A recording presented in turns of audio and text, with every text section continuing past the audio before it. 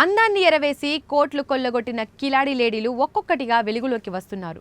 మగాళ్లకు తమ అందచందాలను ఎరవేసి బుట్టలో వేసుకొని బ్లాక్మెయిల్ చేసి కోట్లకు కోట్లు కొల్లగొట్టిన జాయ్ జెమిని కథలు తవ్వే కొద్దీ పుట్టుకొస్తూనే ఉన్నాయి. సమాజంలో పలుకుబడి ఉన్న సంపన్నులను లక్ష్యంగా చేసుకుని వారిపై వలపు వల విసిరి మాయతో మత్తులోకి దించి బ్లాక్మెయిల్ చేస్తూ డబ్బులు దండుకున్న విశాఖ హనీ ట్రాప్ వ్యవహారం మాజీ ఎంపీ హర్షకుమార్ ఎంట్రీతో ఇప్పుడు రాజకీయ రంగు పులుముకుంది. విశాఖ జిల్లాలో సంచలనం సృష్టించిన హనీ ట్రాప్ వ్యవహారం రోజుకో కొత్త మలుపు తీసుకుంటోంది. ఇప్పటికే హనీ ట్రాప్లో పోలీసులు ముగ్గురిని అదుపులోకి తీసుకొని కేసును విచారిస్తున్నారు. ఈ క్రమంలో మాజీ ఎంపీ హర్షకుమార్ కలగజేసుకోవడంతో అనేక అనుమానాలు వ్యక్తమవుతున్నాయి. ఈ కేసుతో ఎటువంటి సంబంధం లేని హర్షకుమార్ ఎందుకు కామెంట్స్ చేశారనేది ప్రశ్న. ఆ వ్యాఖ్యలతో వివాదం కొత్త మలుపు తిరిగినట్లయింది. దీంతో ఈ వ్యవహారం ఏ మలుపు తిరుగుతుందో అని అటు పోలీసులు ఇటు రాజకీయ వర్గాల్లో ఆసక్తికర చర్చ సాగుతోంది. విశాఖకు చెందిన జాయ్ జమీనా అనే యువతి ఆన్లైన్లో డబ్బున్న వారిని ప్రలోభపెట్టి అనంతరం వారిని బుట్టలో వేసుకొని చనువుగా మెలిగి వీడియోస్ ఫొటోస్తో బ్లాక్మెయిల్ చేస్తూ డబ్బులు లాగుతోందనే సమాచారంతో పోలీసులు సదరు యువతిని అరెస్టు చేశారు. ఎన్ఐఆర్ యువకుడు ఇచ్చిన ఫిర్యాదు ఆధారంగా కేసు నమోదు చేసి దర్యాప్తు చేస్తున్నట్లు పోలీసులు వెల్లడించారు. లోతుగా విచారణ చేసిన అనంతరం ఈ కేసులో మరికొందరి ప్రమేయం ఉందని పోలీసులు ఓ ఫారెస్ట్ అధికారితో పాటు మరొకరిని అరెస్టు చేశారు.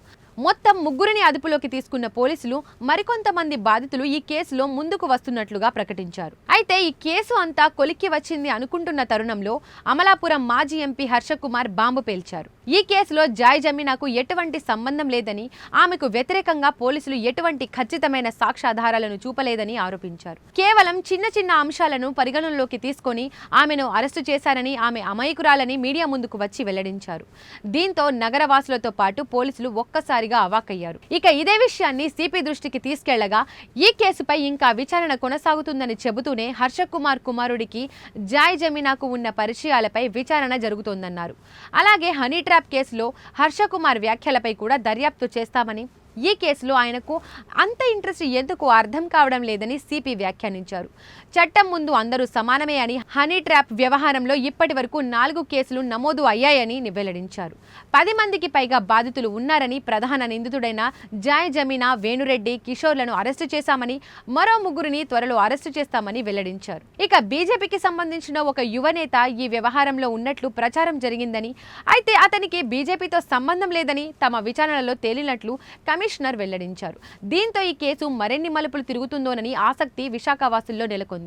అయితే హనీ ట్రాప్ వ్యవహారంలో ప్రధాన నిందితులను అరెస్టు చేసినప్పటికీ ఈ కేసులో విచారించాల్సిన అంశాలు చాలా ఉన్నాయని సిపి మాటల ద్వారా అర్థమవుతోంది. అయితే దీనికి ముందు హనీ ట్రాప్ కేసులో జాయ్ జమీనా క్యారెక్టర్ పై పాజిటివ్ గా మాట్లాడారు మాజీ ఎంపీ హర్షకుమార్.